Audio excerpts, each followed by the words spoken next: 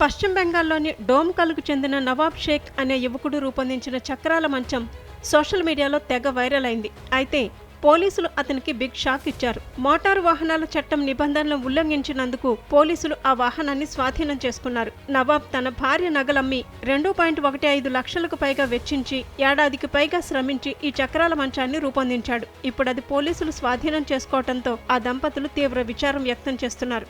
వృత్తిరీత్యా పూల్కార్ డ్రైవర్ అయిన నవాబ్ షేక్ సాధారణ వాహనంలా నడిపే వీలున్న ఒక ప్రత్యేకమైన మంచం బండిని రూపొందించాడు. 5x7 అడుగుల పరుపులు, దిండ్లు, స్టీరింగ్ వీల్, వెనుక అద్దాలు, బ్రేక్ సిస్టంతో సహా డ్రైవర్ సీటుతో ఉన్న ఈ కారును తయారు చేశాడు. అంతటితో ఆగకుండా ఆ కారులో రోడ్డుపై చక్కర్లు కొట్టడం మొదలుపెట్టాడు. రాణీనగర్ మరియు డోమ్కల్ మధ్య ఈ చక్రాల మంచం తిరుగుతుండటంతో భారీగా జనం గుమిగూడుతున్నారు. దీనివల్ల తరచూ ట్రాఫిక్ జామ్ ఏర్పడుతోంది. ఈ ప్రాజెక్టును పూర్తి చేయడానికి తనకు 1.5 ఏడాది సమయం పట్టిందని నవాబ్ చెప్పాడు. సోషల్ మీడియాలో వైరల్ కావటం తన కల అని, అందుకే ఈ కారు తయారు చేశానని చెప్పాడు. దీనికోసం ఒక ఇంజిన్, స్టీరింగ్, ఇంధన ట్యాంక్, ఒక చిన్న కారు బాడీ విడిభాగాలను స్థానిక వర్క్షాప్ నుండి కొనుగోలు చేశానని, ఓ వడ్రంగితో చెక్క మంచం తయారు చేయించానని, అందుకు 2.15 లక్షలు ఖర్చయిందని తెలిపాడు. నెలకి 9,000 మాత్రమే సంపాదించే తాను భార్య నగలమ్మి ఈ ప్రాజెక్టు పూర్తి చేసినట్లు చెప్పాడు.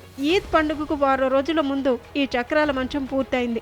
రద్దీగా ఉండే రాష్ట్ర రహదారిపైకి రావద్దని పోలీసులు చెప్పినప్పటికీ పండుగ రోజున దానిని ప్రారంభించాడు. అయితే మోటారు వాహనాల చట్టం రూల్స్ కు ఆ మంచం వాహనం విరుద్ధంగా ఉందని పోలీసులు దానిని స్వాధీనం చేసుకున్నారు. ప్రజా రహదారులపై మార్పులు చేసిన వాహనాన్ని నడపటానికి నవాబ్ వద్ద సరైన పత్రాలు కానీ, అధికారుల నుండి అనుమతి గానీ లేదని పోలీసులు తెలిపారు. విచారణ అనంతరం తదుపరి చర్యలు ఉంటాయని పోలీసులు పేర్కొన్నారు. నవాబ్ భార్య మెహర్ నగర్ తన భర్త గురించి మాట్లాడుతూ, తామంతా అతన్ని చూసి గర్వపడ్డామని, అతను చాలా కష్టపడ్డాడని, అయితే పరిస్థితులు ఇలా మారటంతో అతను చాలా కురింగిపోయాడని తెలిపింది. ప్రభుత్వం అతనికి సహాయం చేయాలని కోరుతోంది.